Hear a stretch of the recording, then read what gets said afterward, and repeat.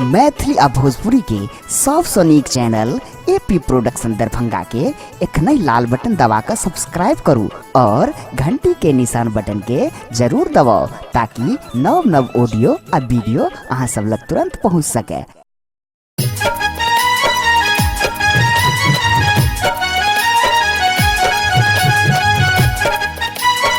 एखन अपने सब सुन रहल छी एपी प्रोडक्शन के प्रस्तुति।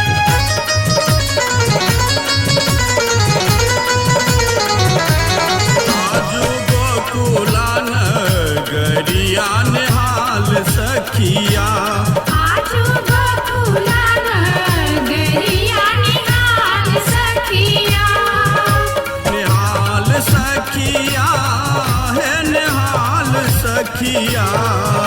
निहाल सखिया हे निहाल सखिया जन्मल यशोदा के घर नंदलाल सखिया आजू गोकुला नगरिया निहाल सखिया आजू गोकुलान गरिया निहाल सखिया आजू गोकुलान गरिया निहाल सखिया।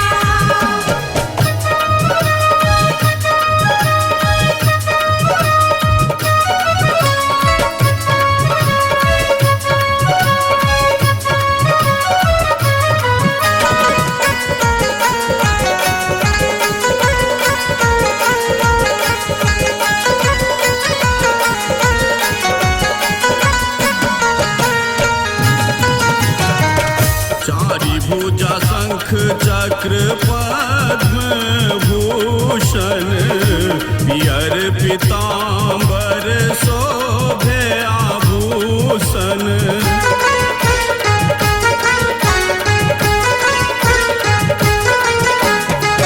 चारि भुजा शंख चक्र पद्म भूषण पियर पीतांबर शोभे आभूषण सखिए सूरज सनक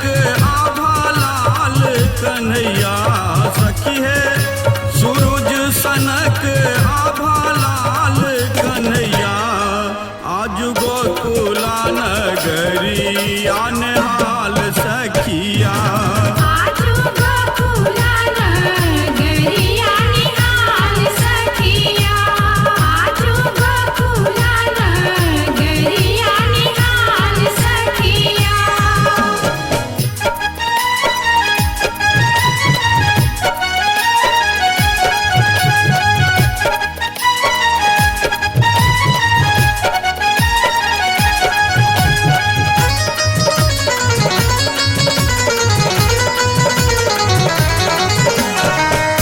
कियो गावे कियो बजावे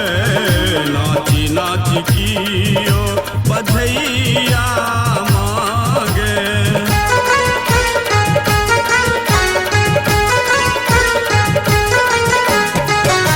कियो गावे कियो बजावे नाची नाची कियो बधैया मांगे सखिए जनमल दुष्टक काल कन्हैया सखिए जनमल दुष्टक काल कन्हैया आज गोकुला नगरिया निहाल सखिया आजू गोकुलान गरिया निहाल सखिया आजू गोकुलान गरिया निहाल सखिया।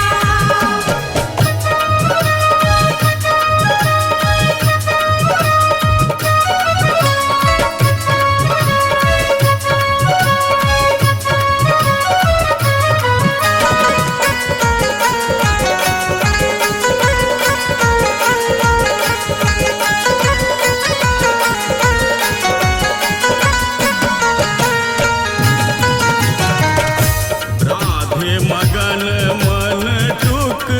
टुक ताके कान्हा रूप ताही आहिल सा